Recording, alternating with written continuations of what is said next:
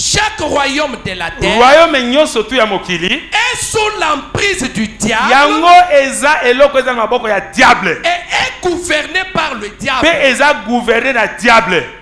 Jésus a été enlevé par Satan, Yesu atombamaki likolo, Satan matisaki likolo, qui lui a montré tous les royaumes qui avaient existé alakisi royaume nyoso to ezali na et mokili qui allaient exister dans le monde o eza na mokili et tout. pe nyonso. Satan a prétendu qu'il était à lui, les royaumes étaient à lui. Satan amoni ke royaume wana pe biloko nyonso to eza ya ye. Et Jésus ne l'a pas contredit. Pe Yesu atiaki tembe te.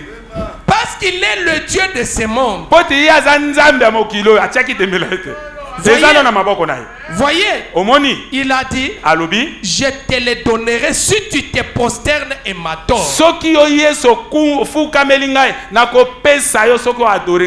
Voyez, il essayait de le donner à Jésus sans qu'il passe par le sacrifice. Alinga pesa Yesu nyoso tuwana sake Yesu aleka na sacrifice te oyayaki pa aleka po biso tobika. Voyez, omoni c'était un marché qu'il voulait conclure avec Jésus. Eza marché au diable alinga ki asala na Jésus. Mais le monde avait péché. Kasi mokile saki Et lisumu. le salaire du péché c'était la mort. Pe lifuti ya kufa eza lifuti ya masumu eza kufa. Par conséquent, il fallait qu'il meure. C'est pour cela que Dieu a été manifesté dans la chair. Pour pouvoir prendre sur lui la mort. Pour purger la peine. Il n'y a plus rien à acquitter. Il n'était pas hypothéqué. Il est entièrement payé. Seigneur afutaki nyongo na biso nyoso. La dette est entièrement payée. Dette na biso oto saki masubu Seigneur afutaki yango. Maintenant, sikoyo, il lui appartient. Eza sikoya ye. Et nous sommes les délégués de son royaume rassemblés ici ce matin. Biso toza siko ba délégué à Seigneur Jésus-Christ na royaume na ye ndenge to sangani siko na tongo la. Au nom de Jésus-Christ. Na kombo na Yesu Christ. Notre roi. Roi na biso. Assis dans les lieux célestes. Azana bisiko eleki likolo. Amen. Applaudissez très fort pour le Seigneur. Amen, amen. Amen. C'est la vérité. Merci Seigneur Jésus. Oh Dieu Tout-Puissant. Soki bateau, yango no moni ekozamala mumba mususu, sonza basungi. Amen, amen. Ba politicien pena ba vandi ndenge bo vandi wana. Tozwi siko parole. Tomoni si bango. Mayele o bazana ngo to changer. Amen, amen. Eko ba mususu bakotika. Bakoyeba ke non, lokola o yazwi et c'est tika ya sala libre. Soko moni nde mo eloko mo ere aussi non président omoni kotoyo esinga ko sala bo ezo mona te. Po ndengo saibo ko kozeboy. So sali ko zabo atali abi oza raison. Basali. Est-ce que vous comprenez? Tiso mande komi na suka batie su ba kandidati wana bakoko wela na po eza eloko ya koluka po ozwa. Mais soki moko azui il faut bango to baza derrière. Mais opposition ezate ki ya ko combattre moto bo mboke ko bonga mko nini ko keli boso mokolo nini. Mayele mabe. Mais bango ba mono ko baza mayele, mais baza mayele te. Ba mayele te. Amen, amen. Ba mayele te. Maël ngwana te. Amen, amen. Yo kete Maël za oloba français. Maël za oloba français. Oko oloba non français. Ebele. Mais ngai na ebi français te. Yo zui bambongo ebele. Bokonze sila boza ndako vanda te. Mais ngai na Maël te moi muke na tongi ndako na vandi bien. Nana za Maël. Applaudissez très fort. C'est la vérité. Hébreux chapitre 4, 228. Mais écoutez, il n'y a qu'une seule vie éternelle. Et c'est Dieu. Et si vous allez être tourmenté pour toujours sans que vous ne puissiez jamais mourir, c'est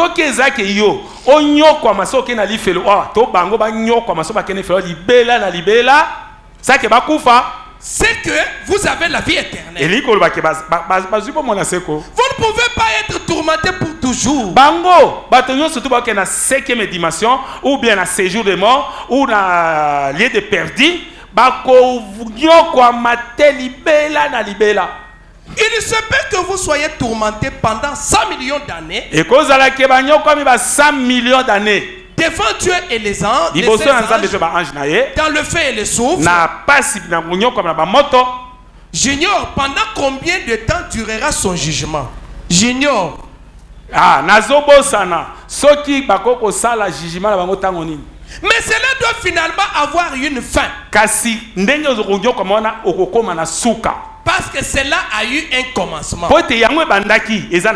Et Dieu seul a la vie éternelle. Celui qui écoute mes paroles et qui croit à celui qui m'a envoyé n'a pas de vie pour toujours, il a la vie éternelle. Cette vie qui a commencé,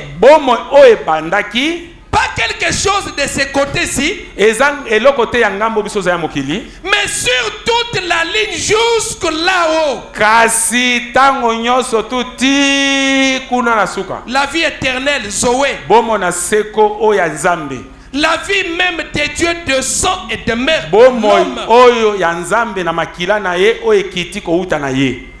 Descend et demeure dans l'homme. Et il est éternel avec Dieu et ne peut mourir.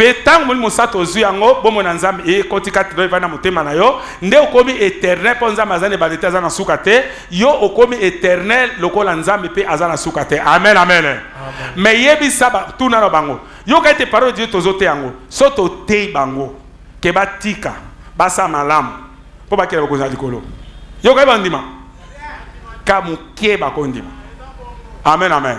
Et belé tout bandima te. Ba jeune riche. Mais azoe ba te que so kufi place so ko zala. Ako regretter mbongo etikali. Nyose etikali. Bosiko eloko ne osana malam. 5e dimension. C'est ce que la parole a dit. Amen. Applaudissez très fort.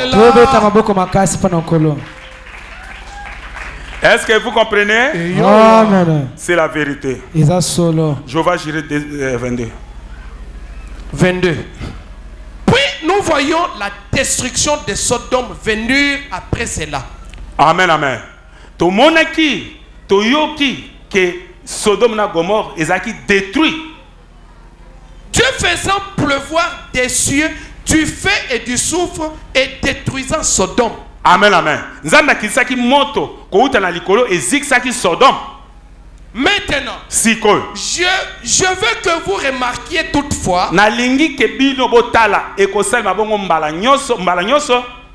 Avant que le moindre feu n'ait frappé Sodome, liboso moto ya muke ekoma poizo à Sodome, Lot et l'épouse endormie, comme nous pourrions nous y référer aujourd'hui, sont sortis. Lot na épouse obalali bango ba bimaki liboso moto ekoma na Sodome. Amen, amen. Est-ce que vous comprenez? Bino pe boza épouse na ba obalali na oboza vivant liboso nzamba détruit mokili oyo yo biso toza vivant soki alaka détruit mokili akolongola biso tokomata. Amen, amen. Amen. Wano za moto zaki na cet esprit so kufi oke na 6e dimension nde yokomata. Mais soko zaki na cet esprit te yeba ki okotikala ndenge moko ba homme ya Sodome batikala ki me ba mosusu ba bimaki oyo bandimaki lubanzana. Ils sont sortis de Sodome, puis le feu est tombé. Bimaki na Sodome simango moto koyi. Tango biso to kokende sima moto kokoya. Ta to kenda nde mabe koya mokili. Amen, amen. Mais bato bazo kufa lelo bazo vivre déjà mabe na bango moto baninga bakozika nzoto boye. Bango bazo souffrir nango déjà. Wapi na lieu de tourment. Nesika ya minyoko. Bakoseko na résurrection dernier. alisekwa ya suka ozo souffrir te osekwa kuna so sekwa kuna oleki na jugement si malango ba condamner aucun enfer kiena lifelo affaire pesa éternité okosa des milliards de simango disparaître. Est-ce que vous comprenez? Amen. Bon yo pena nengo zabo na nzambe okutene na vérité ozoyoka o mitika kaka okene kuna o mitiki pena okepe lifelo kabo wana oyoka pena okei ba ebiso te kuna ba bomba bato okepe ba bombio. Il a dit, Alobi, hâte-toi vite ici. Salambangu tambola noki. Car je ne puis rien faire. Po nzamba ko sana eloko mote to sara rapide to bongo amite na biso to mi se repentir. Po nzamba ko sa eloko moko te jusqu'à ce que tu sois arrivé. Tanti biso to bima. Amen amen. Sors. Bima na mokili. L'appel adressé à l'église aujourd'hui. Ezali mbela. Ayebisi église na elelo. C'est de sortir de Sodome. Ete bo bima na ba makambo ya mokili. Sortez de là. Bima kuna tika makambo nyonso to ya mabe. Amen amen. Amen. Soko kufi siko na makambo ke na 5e dimension. Soki aleme sa moko tika la moto ko zikisa mokili oko lekana na ba péché. Oko souffrir. Pesi bango lekana jugement samisa ko okeli fait. Est-ce que vous comprenez? Amen. Applaudissez très fort pour le Seigneur. Ndeko na ngai. Mbala mosusu yo ebate. Ovandika na mokili ozo sami ozo teka, oko changer mbongo, ozongi okangi lo na zui bénéfice ota, oteki ozubo, ti ozo l'exata no on eza ba distraction. Okufe ko na enfer. Eloko ali boso ko sala. Kabona no na nyoso o eza mabe. Otikala sans problème na nzambe. Nzambe a confirmé après son Saint-Esprit. Wana ozo lukambongo no za l'aise. Ozo voyager ozo à l'aise. Ozo matière ozo à l'aise et cracher aucun na 6e dimension. Est-ce que vous comprenez? Mais ceux qui ozo lukambongo vi mabe avait craché no likolo ozini na bateau to na balinière to kame tout yo 5e dimension na lieu de tourment. Quand ça siko Ozoko ya safe ozo souffrir barre de fer o ba chauffer comme je bâtir le moto ça plaisir. Amen amen. Amen. Applaudissez très fort pour le Seigneur.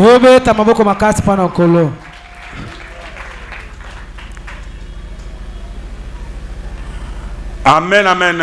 Amen. C'est la vérité.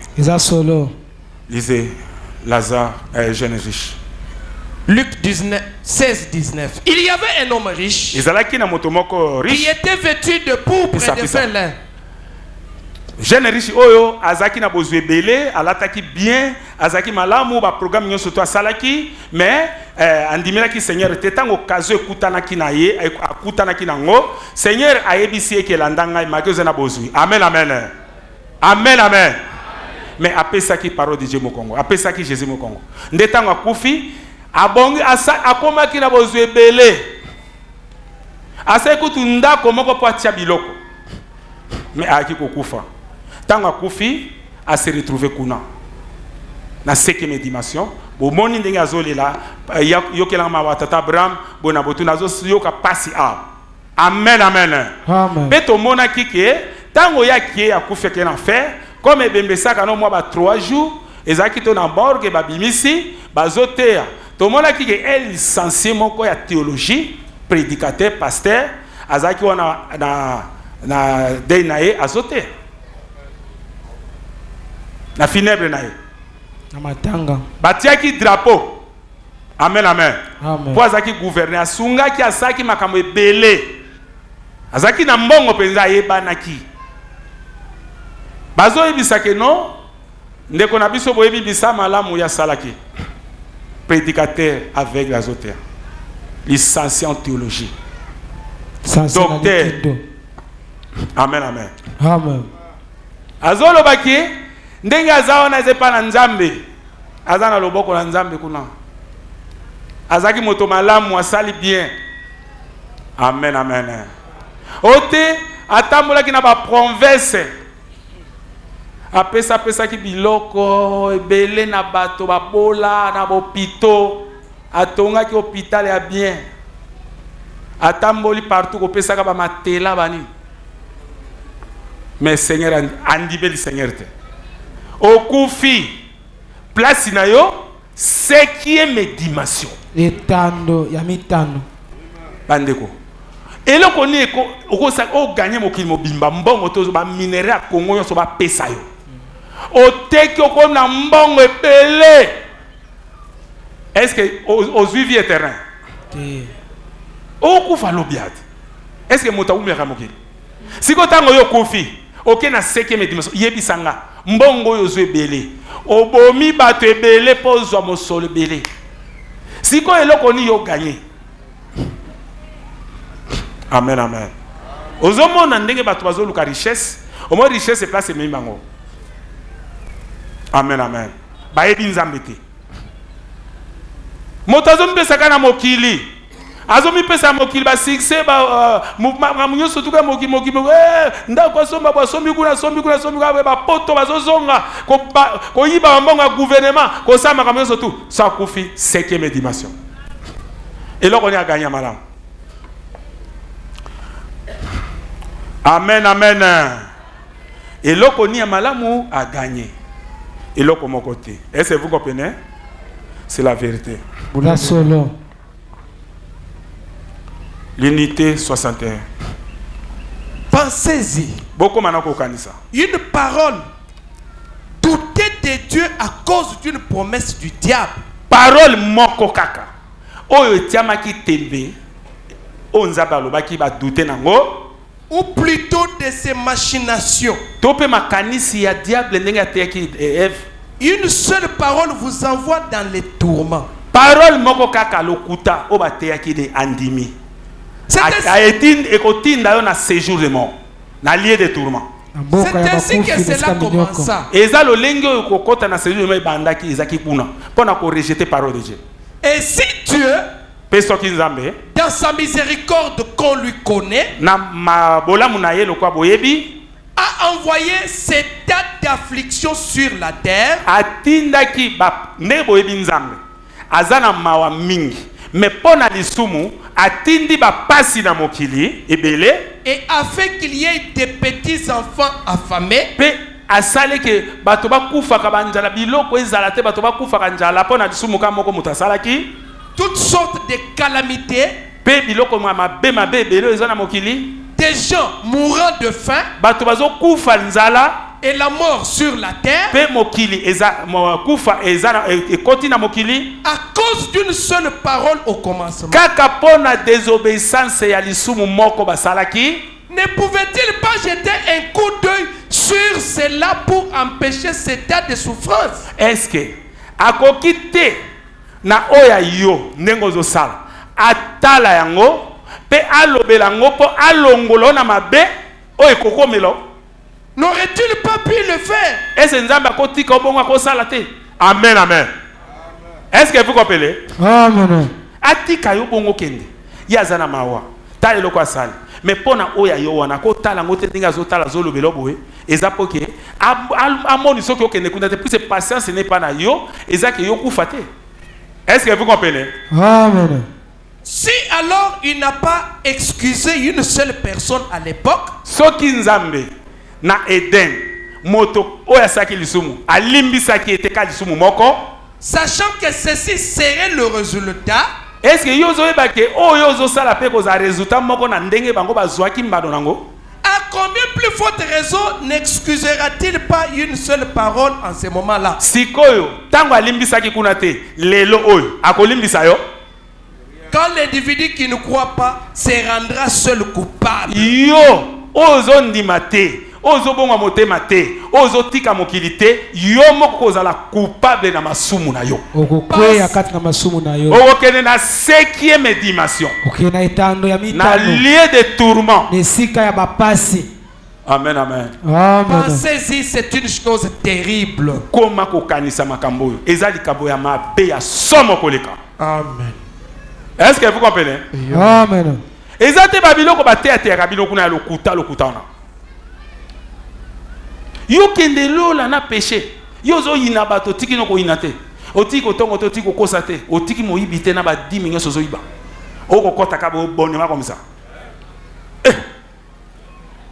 wana nzambe fo alimbisa bato to ya ziksa na Sodome Noé Adam limbisa pe biso yo momaka biso pani ozikisa biso la moto limbisa biso il faut excuser bango tout so bongo taza injuste.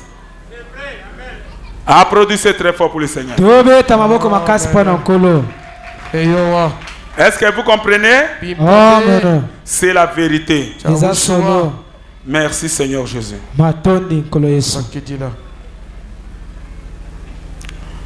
C'est 59-60. L'unité.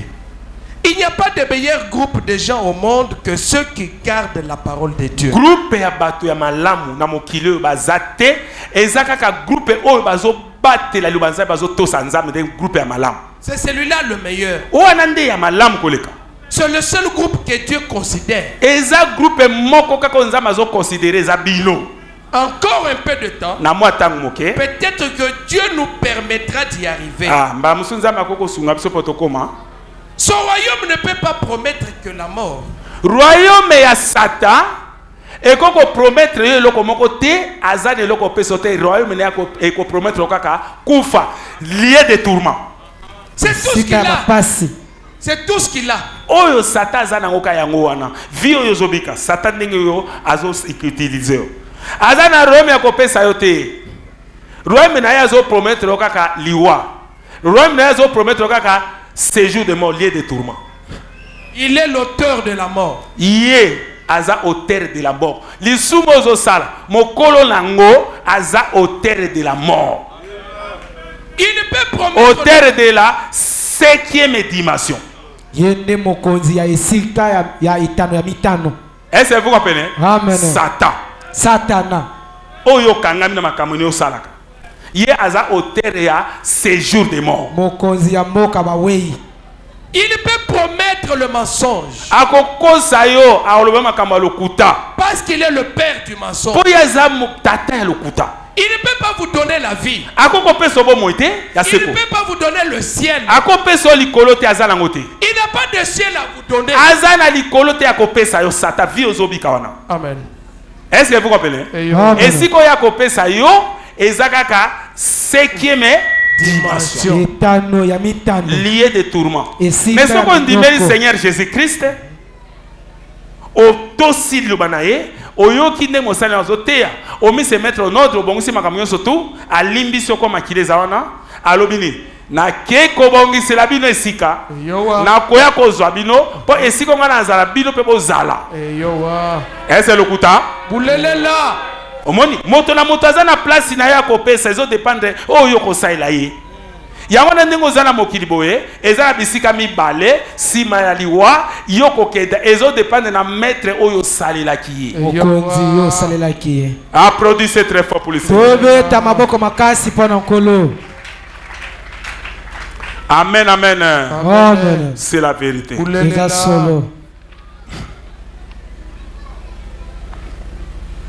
L'amour divin et la grâce douce.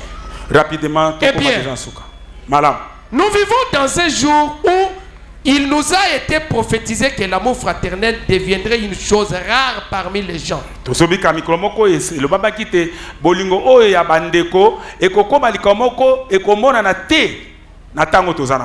à mon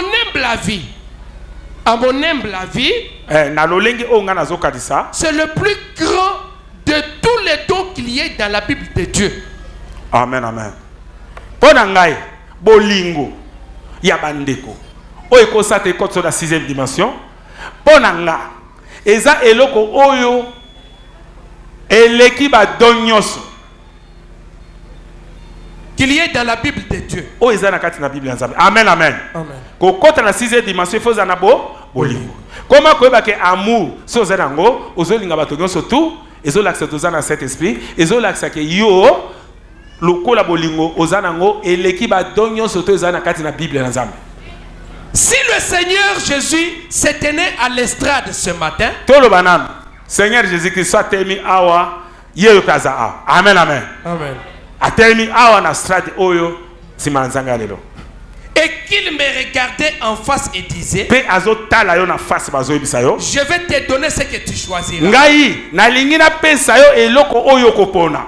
Tu peux être une personne importante. Soko lingo za la moto moko ya monene na mokili koleka. Un grand prédicateur. Ozala to prédicateur ya monene. Je te donnerai les dons de prêcher l'évangile. nakopesa yo do ya koteya sango malamu. Ou je te donnerai les dons d'enseigner la parole. To pe nakopesa yo likabo po olakisaka liloba na Nzambe. Ou je te donnerai les dons de guérison divine. To pe nakopesa yo likabo ya monene po bikisaka babel. Je te donnerai le don de prophétie. nakopesa yo do ya prophétie. Ou je ferai de toi un prophète. To nakosala yo oza mosakoli monene na tango. Ou je te donnerai n'importe quel don excellent de la foi. To pe nakopesa yo do o eleki likolo o ya kondima.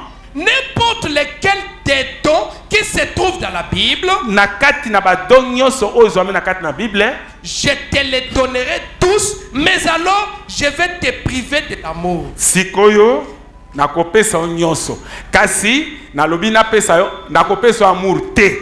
Soit je te donnerai l'amour et te priverai de ces dons. To pe nakopesa yo amour kasi nazangisa yo oyo nyonso na touti koloba. Je dirai, nakoloba Seigneur, kolo prends tous les dons et laisse-moi avoir l'amour. zwa nyonso tu wana me pesanga kaka bolingo. Voyez, omoni car peu importe combien de dons nous avons, po etali te ata bamakabo boni oyo biso toza na yango, ils ne nous serviront à rien ekosala biso eloko moko te à moins que l'amour de Dieu soit le motif derrière le don. soki te kaka bolingo na Nzambe eza nsima na bado oyo tozosalela. Nous devons avoir l'amour. esenge tozala na bolingo. Amen.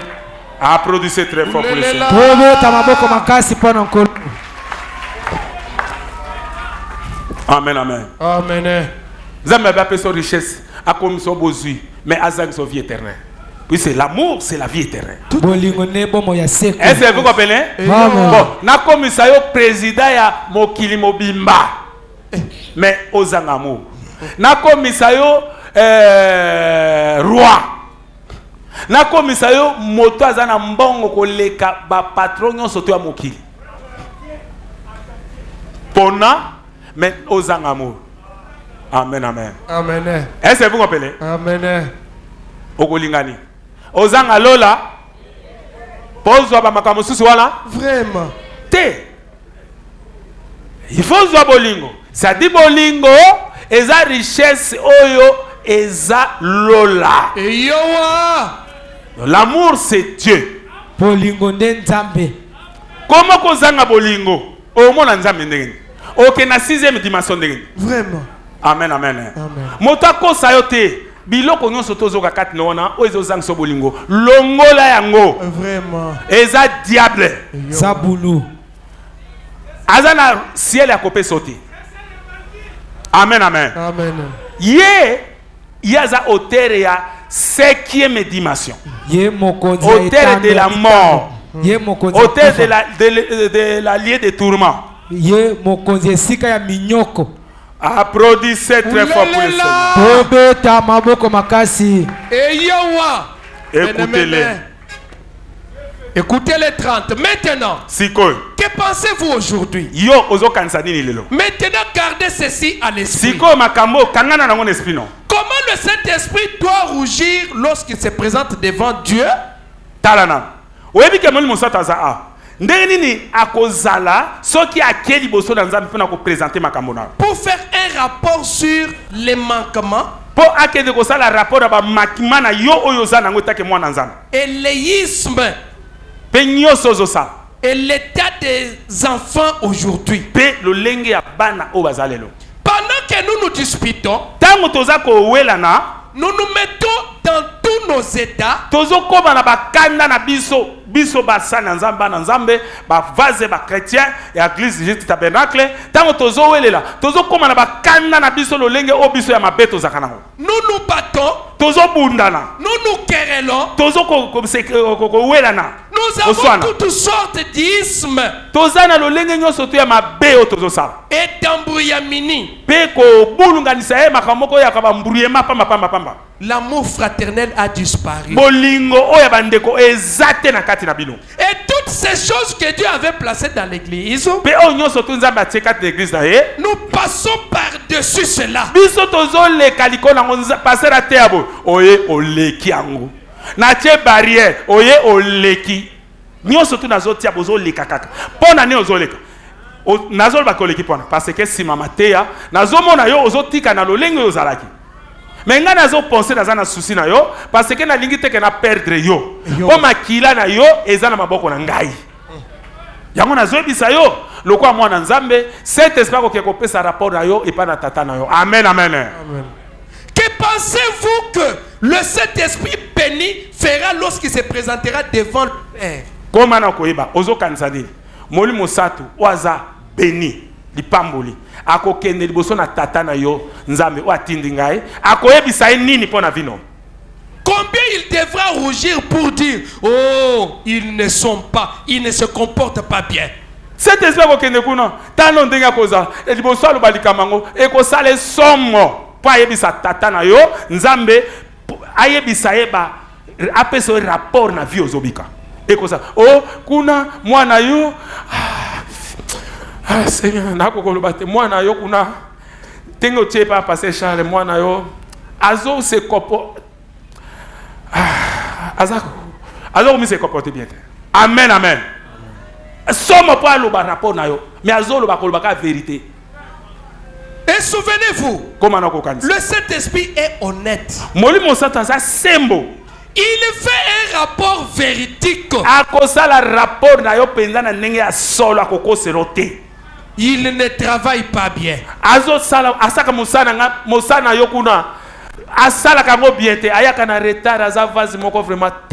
Ils se querellent entre eux.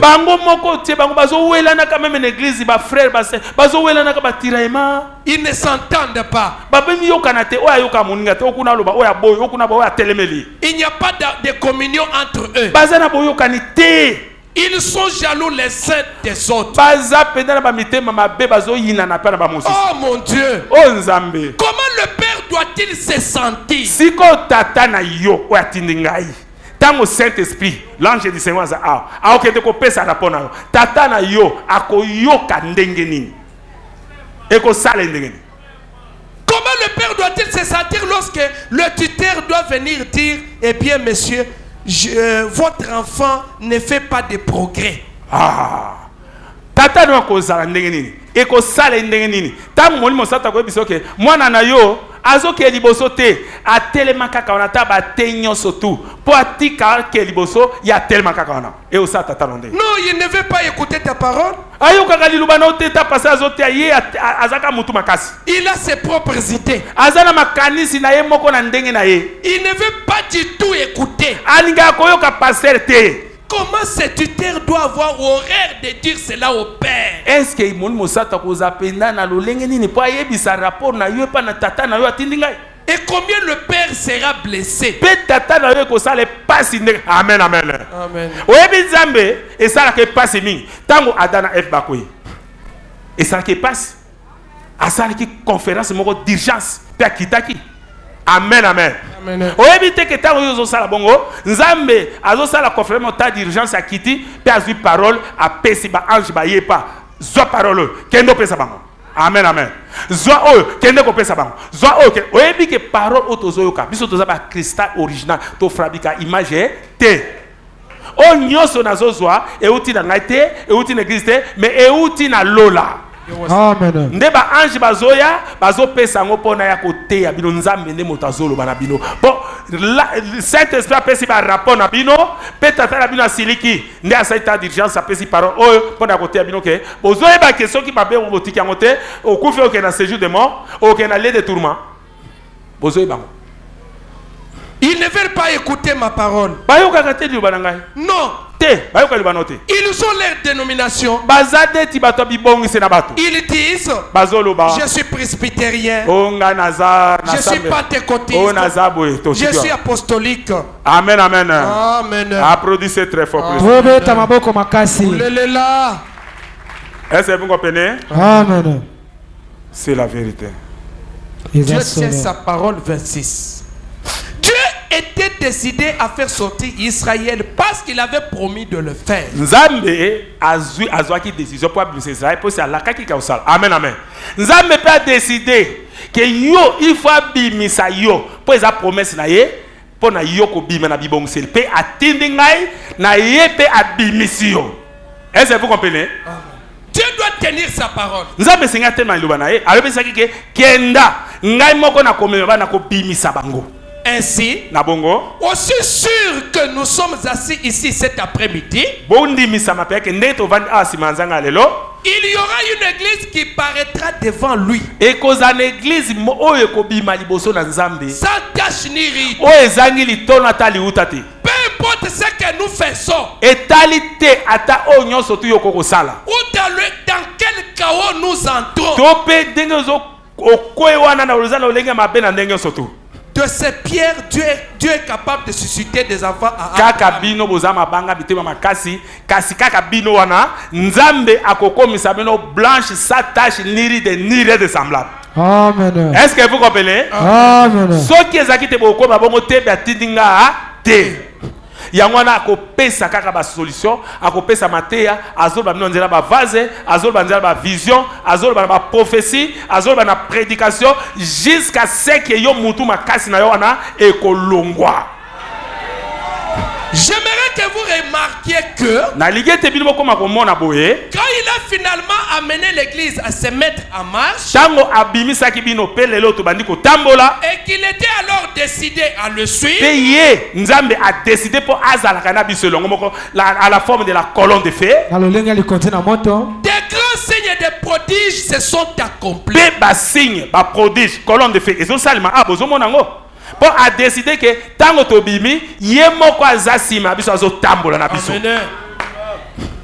Et pendant qu'il sortait, Pe tango bino bobimi, il prenait Dieu au mot. bobandaki kotosa Nzambe tango bino bondimaki, tango batisamaki, tango zwaki baptême, tango confessaki. Bobandaki kotosa Nzambe ozwaki Nzambe pena maluba na ye. Pona nini sere oya kako zongisa mbongo a $12,000. Tango batisame. Mbongo leki a keko zongisa. Pona nini? Kubanga Nzambe, azwaki Nzambe na maluba na ye. Abino nde nazabu pasera yebisenga ke nako yibate. Mbongo ko leki na keko zongisa. Papa mbongo elekaki na zongisaki $12,000. Là j'ai bisinga ke non, elekaki te. Na pesa ki po andimaki. Na bi me là j'ai bisinga ke ezambongo na zongisi pona. Ko sali subongo te. Amen amen. Amen. Na zobonde na pona mbongo na ekozonga. Pe na bondeli moya sima to ba pesa mbongo pa futa bato eleki $13,000.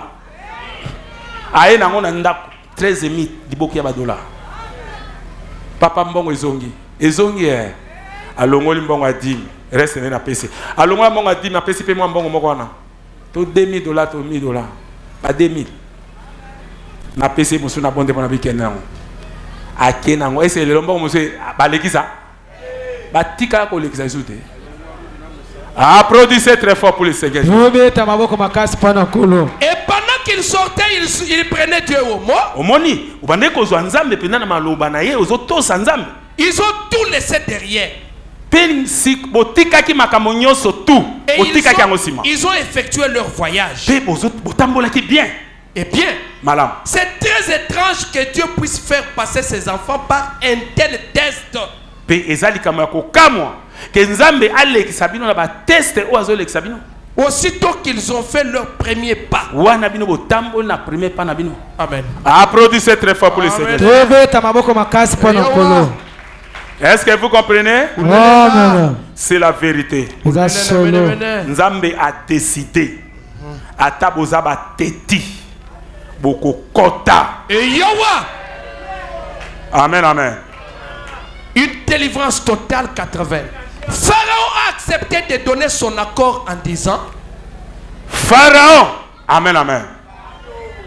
Apesi accord na yepe alobaki na Moïse. Moïse, Moïse. vous pouvez tous partir. Bon, na moni sikoyo lokola yo Charles na lange colonne de feta mona yo.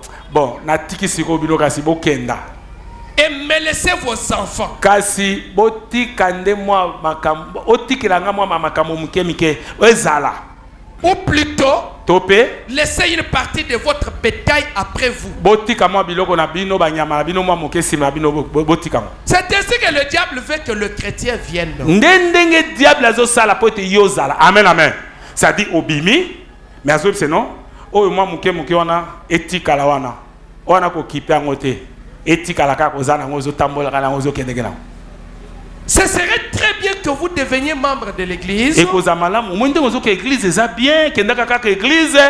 Mais ne pardonnez jamais à votre voisin. Kasi voisin non ko pardonner. Oh non. Amen, amen. Amen. Diable zo ba kenon. Yo ozo ken église, ken ka église, dozo ken oza no mwana nzambe. Mais moto wana ko pardonner te atika avanda ka wana. Il n'y a pas de problème si vous pouvez y amener votre bon, eza na problème était ata soko limbisi était mais ndengo zo sambela et ça na ngwe lokote. Si vous pouvez aller, soko linko kenayo. Vous n'êtes pas obligé d'abandonner la cigarette. Et c'est que tu gotika cigarette mais là kama muke. La boisson, masanga mela. le mensonge, kosa kama muke. le vol, les critiques, ba critique ba koyiba tout la wana. médisance. Ko welana. Vous n'êtes pas obligé d'abandonner cela. O wana. Okotika ngote. Joignez-vous simplement à l'église. Yo banda ko kedeke église sangana kana église okende. Amen. Est-ce que vous comprenez? Amen. Mais loko diable azo sala na vie na bino tango bo bimi po bozala. Po botika nyonso ya lubite.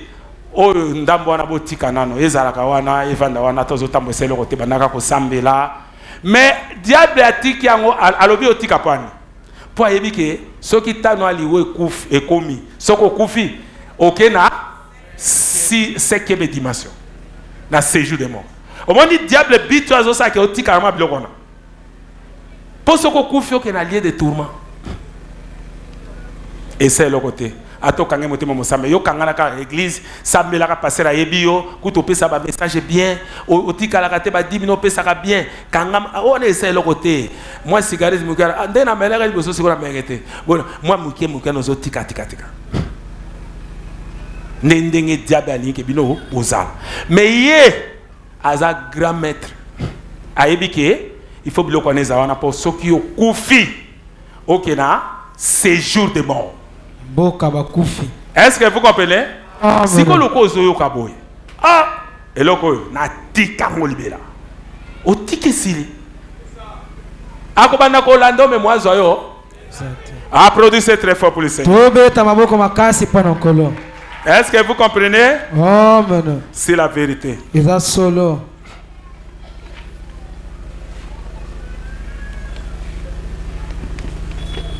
Votre vie est-elle digne de l'évangile? 247. Remarquez. L'homme riche avait ses excuses. Ah. Moto ya boziwana. Azaki na excuse na ye. Amen, amen. Po yope o etikalikati na yo. So ba lobi boye. Excuse. Te bon na yebi ke na otika. Bien si nzambe alobi na nga na message en tout cas le nzambe alobi na nga makambo vraiment na zanango. Ah. Bon, on a besoin de décision nautique. Pourtant, il n'a jamais abandonné son témoignage. Atika ki témoignage n'était nga na sambelaka, na tosaka lubanzambe, na tosaka do témoignage na yo. Oyo tika wana memokyo tika liwana yo ki